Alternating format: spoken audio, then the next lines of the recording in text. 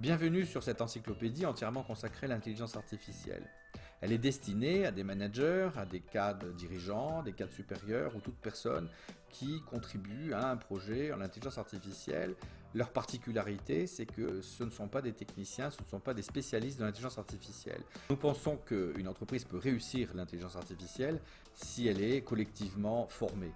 C'est pour cela que nous avons créé cette IA encyclopédie et c'est pour cela que nous faisons des formations présentielles au sein d'IA Academy pour permettre à ces managers, à ces cadres supérieurs, à ces cadres dirigeants ou à ces personnes qui sont sur des projets d'IA de pouvoir monter en compétences et de pouvoir faire en sorte que l'IA soit une réussite.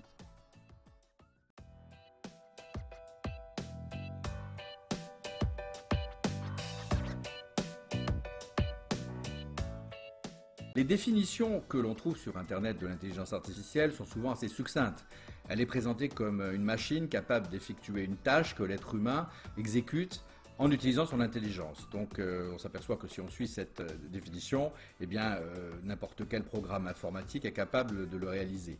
Donc où est la nouveauté? Alors la nouveauté, je simplifie, c'est l'autonomie, c'est-à-dire la capacité qu'a un programme informatique, qui peut être un algorithme, ou une série d'instructions qui est insérée dans un robot ou dans un drone, eh bien la capacité qu'a un programme informatique de pouvoir apprendre de ses erreurs, se corriger de lui-même, maintenir ses performances, voire même les améliorer.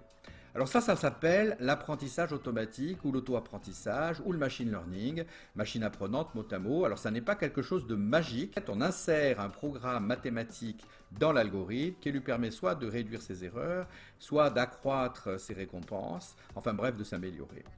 Alors tout l'intérêt, c'est qu'on rentre dans une phase d'auto-apprentissage et donc d'auto-supervision, c'est-à-dire que l'algorithme va se superviser de lui-même sans qu'on soit obligé d'intervenir. L'intérêt, c'est que l'intervention humaine n'a lieu qu'au début, c'est-à-dire lors de la construction de l'algorithme, et ensuite on laisse l'algorithme fonctionner tout seul et il va s'auto-superviser. Alors bien entendu, on est informé, on reçoit des états d'alerte qui nous indiquent si l'algorithme a de bonnes performances et si c'est le cas, on le laisse faire.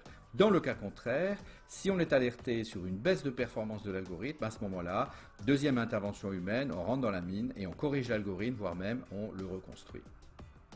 Et vous voyez, pendant toute cette période, on est en auto-supervision, c'est-à-dire qu'on n'a pas besoin de superviser l'algorithme. C'est tout l'intérêt du machine learning et de l'intelligence artificielle. Alors pourquoi c'est arrivé maintenant? Pourquoi c'est pas arrivé il y a 30 ans? C'est pas arrivé il y a 60 ans, puisqu'il y a 60 ans, c'est la naissance de l'intelligence artificielle. Eh bien tout simplement parce qu'il y avait un problème informatique. Il faut imaginer deux trains, le train des mathématiques et le train de l'informatique. Le train des mathématiques est arrivé il y a 30 ans, date à laquelle on a su construire des algorithmes, des modèles prédictifs qui sont aujourd'hui en parfait fonctionnement dans l'industrie, dans la banque, dans l'assurance, depuis une trentaine d'années. À l'époque, on savait écrire sur le papier ces méthodes d'apprentissage. Les méthodes de gradient, toutes ces méthodes de réduction d'erreurs datent d'il y a 30 ans, même un peu plus de 30 ans. Donc on savait le faire, mais on ne savait pas l'implanter en production dans la vie de tous les jours de manière efficace. Tout simplement parce que ça demandait énormément de données, énormément de vitesse, et à l'époque, l'informatique ne pouvait pas assurer ce volume de données et cette vitesse de calcul.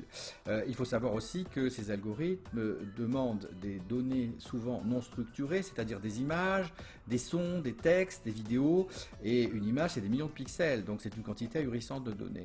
Et à l'époque, on n'avait pas la puissance de calcul qui permettait de faire tout cela. Il a fallu attendre que la loi de Moore fasse ses effets. La loi de Moore, je vous le rappelle, c'est le doublement des processeurs tous les ans, pour que le train de l'informatique rejoigne enfin le train des mathématiques. Alors c'est arrivé en 2012-2013, date à laquelle le marché a découvert aussi le big data, c'est-à-dire cette technologie logicielle qui permet par un système spécifique de répartition et de stockage des données de pouvoir traiter d'énormes volumes de données dans des délais extrêmement courts et surtout de traiter des données non structurées comme les images, les sons et les textes.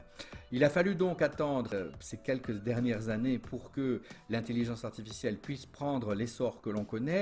Elle a essayé de sortir de sa caverne pendant 60 ans. Elle s'est toujours heurtée à ce mur technologique qui aujourd'hui, heureusement, a disparu. Je vous invite à lire la rubrique Intelligence artificielle, définition et histoire.